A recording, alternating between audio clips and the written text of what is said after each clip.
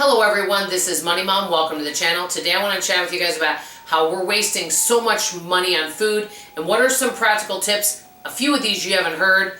Let's get right into it. They say that we waste about 40% of our food budget, give or take. If somebody spends $200 a month on food, many people waste about $50 worth of that. Why is it happening? What are some actual things we can do? And I noticed some things about this that I've not heard about in other videos. I'm going to get right into it. The first, and I know some of these you've heard, so I'm going to go through them quick. Number one, I think we simply buy too much and we don't know what we have, and things get hidden behind in the refrigerator, freezer, pantry, and we're not even aware. Out of sight, out of mind. I've mentioned that one before. Number two, we do not store food properly. We don't know how to store it. Let's say you bring home fresh produce from the farmer's market. You think, oh, I'm going to start eating healthy, and you don't do the prep work. Also, you may not have a day where you meal prep and have things ready to go. And so a lot of times when people are tired, they don't feel like creating a recipe or making things. And many of those videos out there that say, oh, this is quick and easy. It's quick and easy to those that cook a lot, but for people that don't, it may not be quick and easy.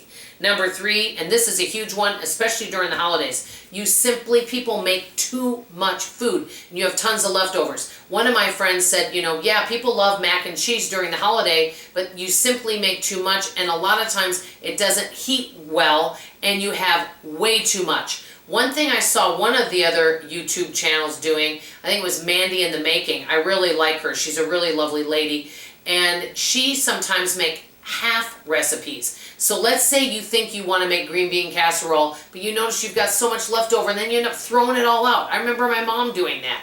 Maybe what you could do is make a half recipe or even a fourth of a recipe. That way you don't have tons of leftovers. I think a lot of times people will make a great big pot of something and people may not want to eat all that for days and days. You could also take part of it and freeze it. But sometimes, depending how many people are in your family, you can simply make less. So that's number three. Number four, this is the thing I never hear people talking about, but I do think people waste money on this, and I know I have.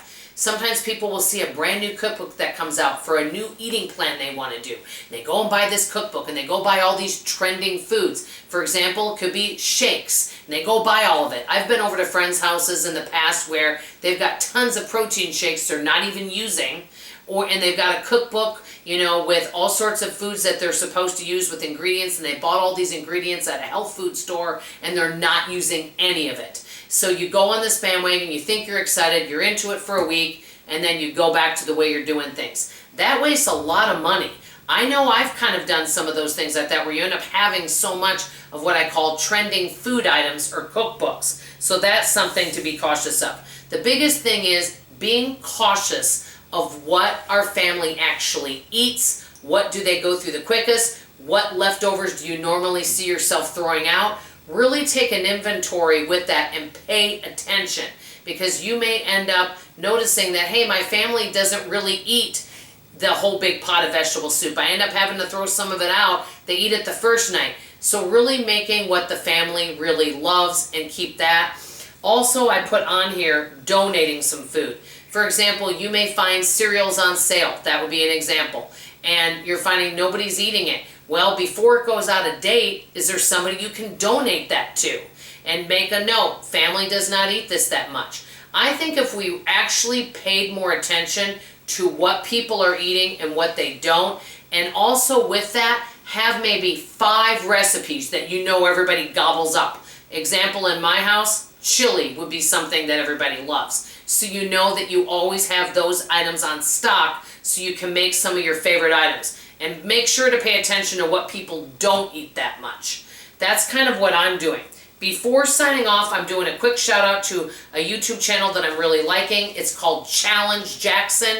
He's from the UK. He's also done some traveling all around the world, it seems. I'm just starting to watch him. He's all about minimalism, mindfulness, health and wellness, frugal living a simple life. I absolutely love his channel. He deserves way more views and he deserves way more subscribers. If you could do me a favor and go to his channel, I don't see that many males doing YouTube channels like this. Go to his channel, let him know Money Mom sent you, and tell him that I said hi and that I really enjoy his channel. I know you will too.